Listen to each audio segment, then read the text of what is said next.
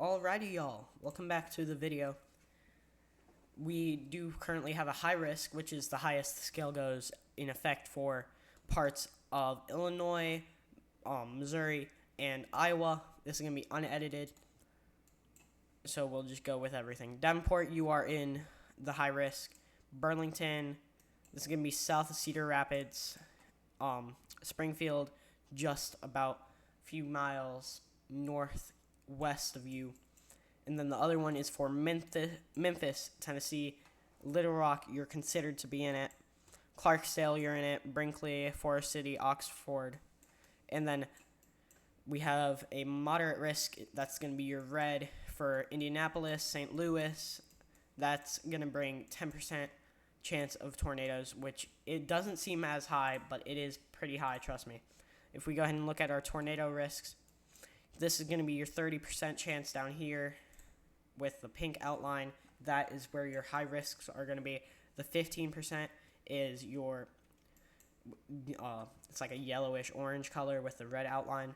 That is going to be 15%.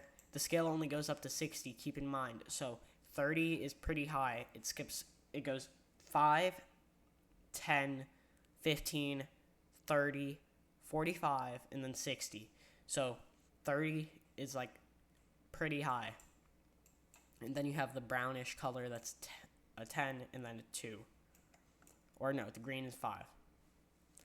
If we go ahead and look over at the SIG area, it's going to be this area right here. This is where you have the chance for EF2 or greater strength tornadoes. These tornadoes can be long tracked too, so let's keep that in mind. If we go ahead and look over at our satellite and radar mix, we can see we do have tornado watches.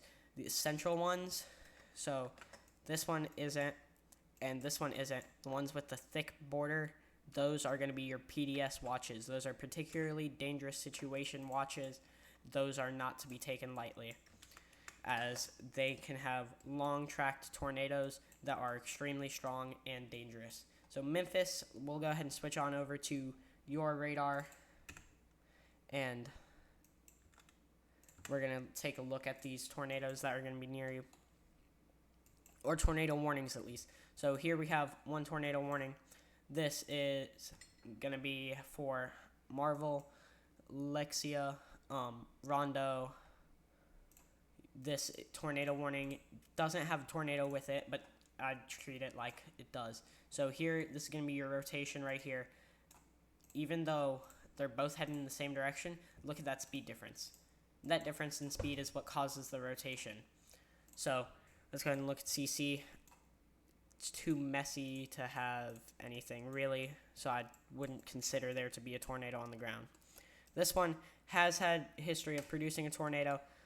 Doesn't seem to have any tornadic features with it right now. Definitely not a CC drop, but there is a tornado warning if we move on up. So here near Springfield, this is one of the tornadoes. A tornado seems to be, or did seem to be about in this area. So this is going to be where your rotation is, because you have winds that are going towards the radar, and then winds that are going away from the radar, and then that creates spin in the atmosphere, which then creates your tornado. So, excuse me. If we look at CC, I don't see any CT drops. If we go ahead and move on up over into northern Illinois, or northern Illinois, there is a tornado on the ground in this area. This is your tornado right here. Wow, this line is moving fast. This is your tornado, or it was. It looks like it has lifted. Yeah, I'd say it lifted. So this tornado doesn't seem to be on the ground, but because it has a history of producing tornadoes, they extended the warning. Doesn't seem to be, yeah, they extended the warning. It's observed. So your tornado is going to most likely be in here. Let's go ahead and I'll draw you a storm track. So 20 minutes, it's going to be in Tampico, and then in just over half an hour in Deer Grove. So if we go ahead and I'm going to turn satellite radar back on, and if we go ahead and put a track on this entire line, since it is a cold front, I will go ahead and put it on the front. So your front, it's going to be right through here, really. I'll track it out at 90. So this is going to be your locations soon. If we get just closer into it, so these seem to be moving at 70 miles per, these are moving at 50. So if we go ahead and track this at 50 miles per hour, and it's moving practically due east. So this is going to be your timestamps right here. And then down here,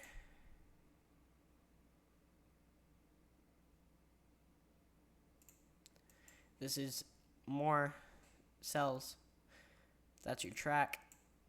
And then these cells, that they look pretty nasty. So here is your track. Now these tornado warning cells, so that's going to be here, here, here, and then a few up here. Those are going to be the ones that we are going to be watching for tornadic development.